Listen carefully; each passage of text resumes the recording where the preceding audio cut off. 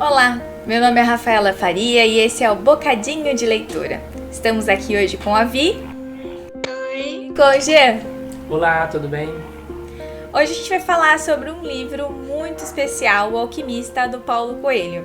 Ele é o livro brasileiro mais traduzido no mundo, com mais de 150 milhões de cópias vendidas, traduzido em 70 idiomas diferentes, entrando para o livro dos recordes como o livro mais traduzido de um autor vivo.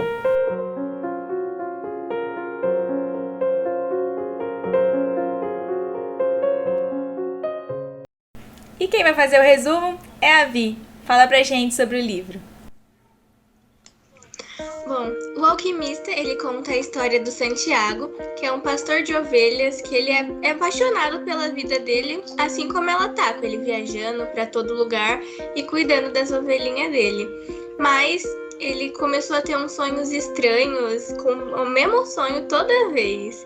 E aí ele vai para uma cidadezinha e decide conversar com uma cigana para ver sobre esse sonho, o que ela acha, e ela manda ele ir até as pirâmides. E aí ele fica sem saber o que fazer e acaba conversando com um rei que dá a mesma dica para ele. E aí, durante esse percurso dele até as pirâmides, o Santiago vai encontrar diversas pessoas que ensinam muito para ele sobre ele mesmo e sobre o mundo. Que legal.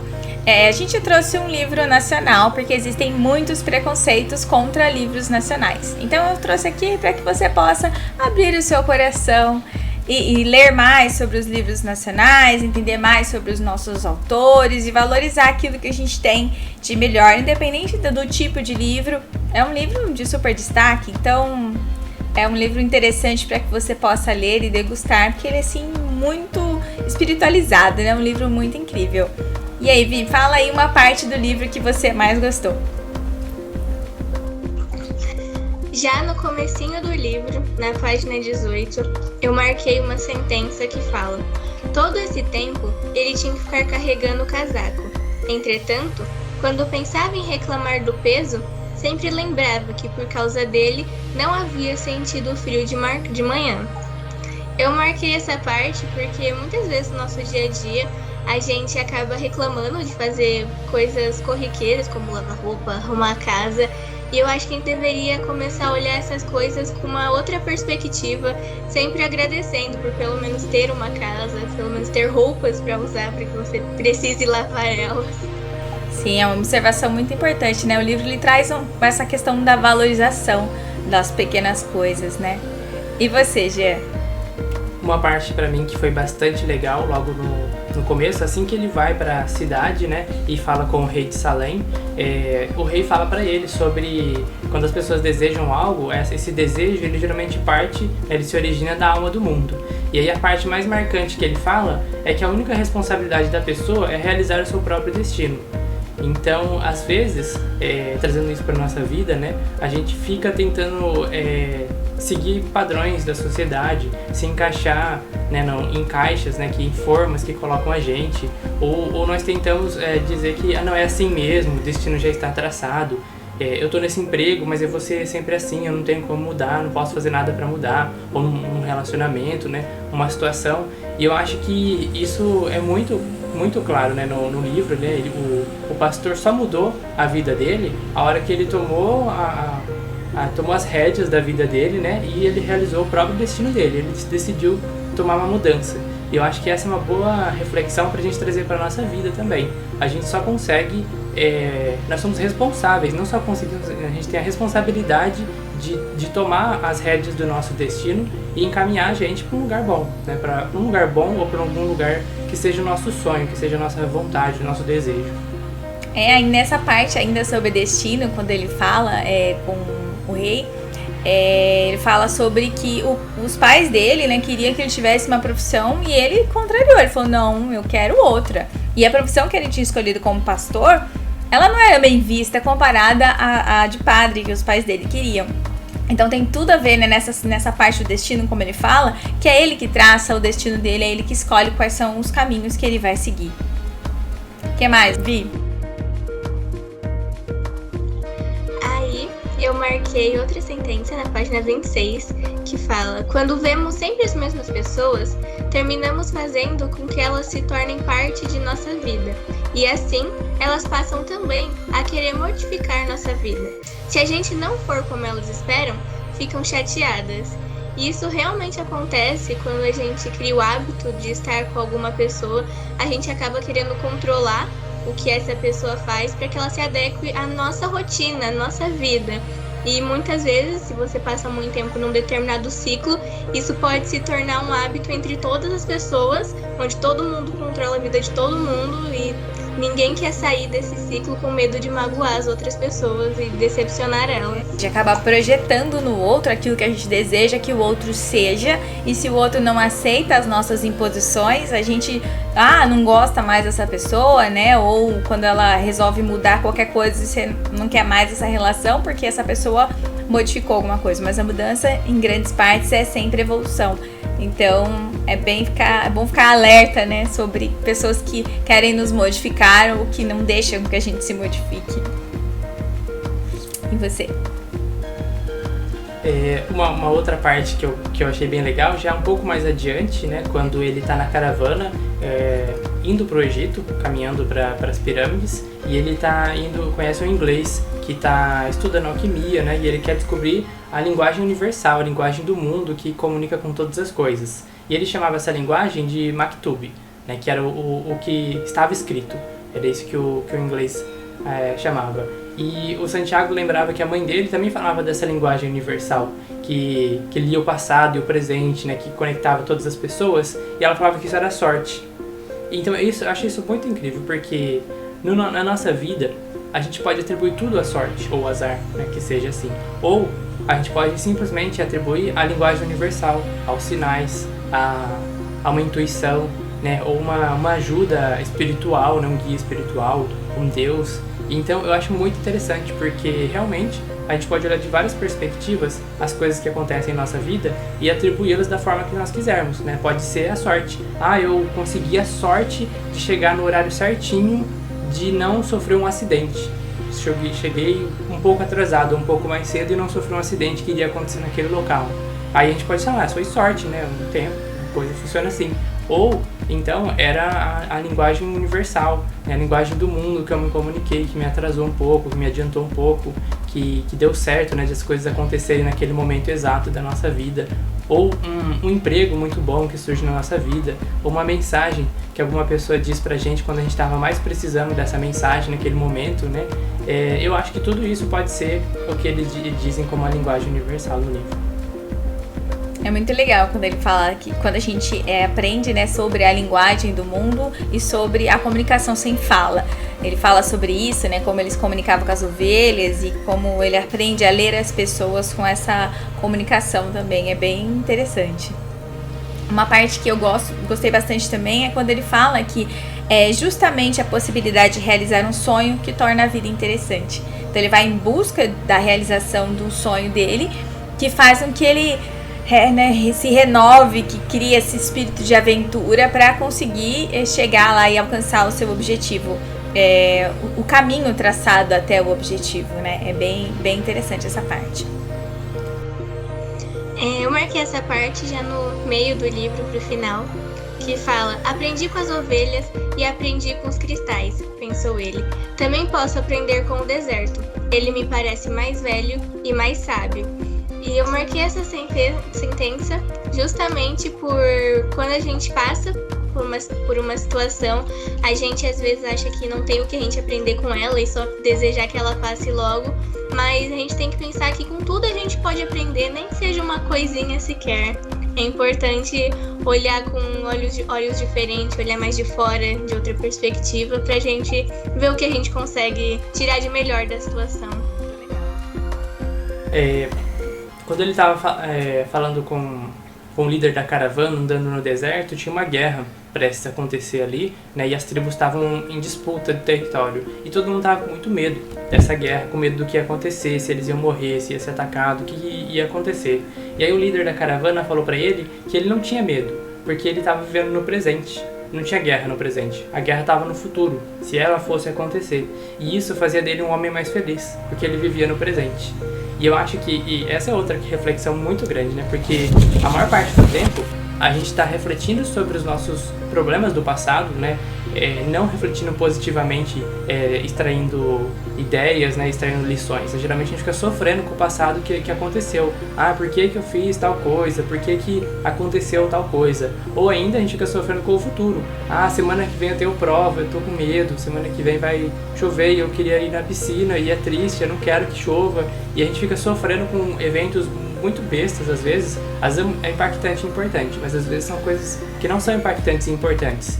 Então acho que a gente devia viver mais no presente, usufruir mais do momento que está acontecendo, né? Sentir mais a brisa do vento, a temperatura do ambiente, ouvir os sons que estão acontecendo nesse momento, e eu acho que isso traria mais paz, realmente. Tem uma parte que ela fala sobre... na verdade, quando o Santiago, tem uma parte que Santiago encontra o velho rei ainda antes da parte que vocês comentaram, que é quando ele fala sobre a lenda pessoal. E aí é uma coisa bem interessante, porque a gente ouve bastante sobre isso, né? Quando a gente busca o motivo pelo qual a gente está aqui na Terra, fazendo o que a gente faz, é essa busca da sua lenda pessoal. E ele fala, né, a frase assim, super famosa do livro, que é quando você quer alguma coisa, todo o universo conspira para que você realize seu desejo. E aí, ele fala que quando você está em busca dessa lenda pessoal, dessa coisa que você veio fazer aqui, daquilo que te inspira a ter aventuras, a conhecer pessoas, a olhar as coisas de outro modo, tudo caminha, né, em direção para que você atinja esse objetivo, alcance aquilo que você deseja. Isso é uma coisa muito legal, porque o velho rei fala que todo mundo tem uma lenda pessoal, e quando a gente é criança a gente sabe exatamente qual é essa lenda, mas quando a gente cresce, as coisas do mundo vão fazendo com que a gente perca a nossa lenda ou não acredite que é possível alcançar. E aí ele fala que se você, né, conseguir resgatar isso, que você conseguir em direção à sua lenda pessoal, o universo vai conspirar para que o seu desejo se realize. Então é bem bonito de pensar, é bem inspirador quando você tá naquele momento da sua vida de reflexão sobre o que veio fazer aqui, né? Qual é a minha missão nesse mundo, esse tipo de pensamento. É bem lindo quando você para refletir sobre isso e pensar, né, qual que é a minha lenda pessoal? Eu tô indo em busca dela ou eu só tô vagando no mundo, né? Sim, a última que eu marquei foi: quando buscamos ser melhores do que somos, tudo em volta se torna melhor também. E eu achei essa frase muito boa, eu usei como exemplo quando a gente quer uma determinada coisa muito específica, tipo um carro de uma marca X ou um celular de uma marca, e quando a gente quer muito essa coisa, toda vez que a gente olha para alguma pessoa, ela tá com aquele celular ou a gente tá estacionado na nossa frente, tem aquele carro que a gente quer. E eu acho que isso se aplica aqui também. Quando a gente busca se melhorar, a gente acaba olhando o mundo de uma forma melhor, e isso faz a gente perceber que o mundo também está se tornando um mundo melhor, as pessoas também estão sendo melhores porque a gente se melhorou. Né, tem aquela frase do Gabriel Pensador que ele fala que quando a gente muda, o mundo muda com a gente. Eu acho que faz mais ou menos esse sentido, né? Quando a gente começa a mudar, tudo ao nosso redor se modifica. É como se fosse uma onda, né, que se cria. Bem legal. Tem mais uma questão, né, que ele diz que quando ele conheceu o amor, quando ele se apaixonou pela Fátima no deserto, que ele se sentiu capaz de encontrar todos os tesouros do mundo, né, que eu acho que a linguagem do amor, em vários lugares sempre falam isso, é a linguagem principal, é o maior segredo do mundo, o maior elemento da língua do mundo é o amor. E eu acho que isso se aplica não somente em amor no sentido romântico da palavra, mas quando a gente faz as coisas com amor, quando a gente faz o nosso trabalho com amor, quando a gente fala com as pessoas com amor, né? Da mesma forma igual você disse, né, que a gente muda e muda o mundo, mas quando a gente faz as coisas com amor, a gente deixa o mundo mais amoroso, as pessoas, né, vão seguir o exemplo, vão querer retribuir. E aí depois disso, outros dois elementos surgiram, né? Houve um teste que o alquimista fez com ele, que era o teste de coragem, que ele precisaria ter coragem para enfrentar, para conhecer a linguagem do mundo e para interpretar os sinais. Porque eu acho que quando a gente vai fazer alguma coisa na nossa vida, uma mudança grande, a gente precisa realmente ter coragem. Né? E a gente vai... eu tô aqui na minha vida estagnado, eu não tô seguindo minha lenda. Mas agora eu quero seguir minha lenda, eu quero ter uma profissão específica. E aí eu vou ter que estudar, eu vou ter que fazer um curso, eu vou ter que trocar de área, isso vai ser trabalhoso, custoso financeiramente às vezes. Então eu preciso ter coragem para fazer essa mudança. E ainda o alquimista fala para ele, dá um conselho para ele, que ele tem que ouvir o coração dele. Seguir o seu coração, a sua intuição, mesmo que o coração expresse muito medo. E isso é muito verdade nesse contexto, né? Se eu for mudar de uma profissão, o meu coração vai dizer, você vai perder dinheiro, você vai ter dificuldade financeira, vai ser difícil, vai ser trabalhoso, né? Então eu acho que a gente tem que seguir as nossas intuições e ter coragem para enfrentar o medo que o nosso coração vai expressar nesse momento. E aí, né, no final, depois que ele devastou todo esse caminho, fez toda essa trajetória em toda a história, aí ele descobre que o tesouro estava debaixo do nariz dele o tempo todo. Né? O tesouro, e toda a onda, toda a volta que ele deu, precisou atravessar o deserto inteiro para descobrir o tesouro que ele já tinha, entre aspas. E eu acho que, às vezes, a gente precisa fazer muitas trajetórias na nossa vida para descobrir os tesouros que nós já temos na nossa vida. Às vezes não ficam tão claros os tesouros as pessoas que estão na nossa vida, ou os pertences que nós temos, né? Tanto os tesouros, o acesso ao conhecimento, e às vezes não fica tão claro pra gente. Então a gente precisa dar uma volta muito grande, né, atrás da nossa lenda pessoal para descobrir aquilo que a gente já tem. Muito legal. Tem uma frase onde ele já tá depois lá da caravana e ele conhece o pessoal que tem por fé Alá, em que ele fala, né, sobre o cameleiro fala uma frase de Alá, fala, sentimos medo de perder aquilo que temos, sejam nossas vidas ou nossas plantações, mas esse medo passa quando entendemos que nossa história e a história do mundo foram escritas pela mesma mão. É sim muito lindo quando você pensa, né, que uma pessoa ela é espiritualizada, ela tem uma religião e ela acredita em um Deus, né, que escreveu a nossa história e a história do mundo, que tudo está conectado e que não que existe uma coisa que é predescrita, um destino, né, porque existe aí o livre-arbítrio, mas que existem esses traços e essa beleza das coisas escrita pela mão de um ser supremo de amor. É muito bonito quando a gente sente que faz parte disso, né? Qual que é o meu papel nessa escritura, né? Quais são as coisas que eu escrevo no mundo? Quais são os traços que eu deixo quando eu caminho por aí? Eu acho que é bem interessante da gente observar que nesse caminho de mudança de quem sou, nesse caminho do amor, naquilo que eu faço. É super poderoso quando você acredita que você faz sim a mudança, né? E que a sua história, conforme você escreve ela, você impacta nas outras histórias e elas vão todas se conectando e criando assim essa corrente de beleza, né, por onde você passa. Uma outra parte também bem legal que ele fala que tem conexão, né, com o que o Jean falou, que o tesouro estava perto o tempo todo, mas o que enriqueceu ele foi o caminho. Então, outra parte, né, geralmente a gente tem aquele objetivo, um objetivo difícil de concluir, e a gente geralmente só olha para o objetivo e não observa o caminho para chegar até lá. É nesse caminho que a gente conhece pessoas, que descobre coisas, novos gostos, novas coisas na vida. Então, quando a gente atinge o objetivo principal, aí a gente quer outro, porque o gosto é caminhar até o próximo objetivo, e é aí que a gente realmente tem a riqueza, porque a riqueza é essa, né? É o caminho traçado. E por fim, tem uma frase assim super legal, que ele fala que a vida é generosa com quem vive a sua lenda pessoal. Então eu desejo a vocês que todos possam observar a si mesmo lá dentro de quem somos, para que a gente possa caminhar em direção à nossa lenda pessoal, para que sejamos mais amorosos e melhores a cada dia.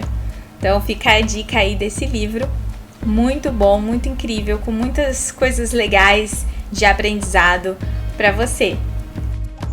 Deixa aí embaixo também sua parte favorita do livro. Tchau.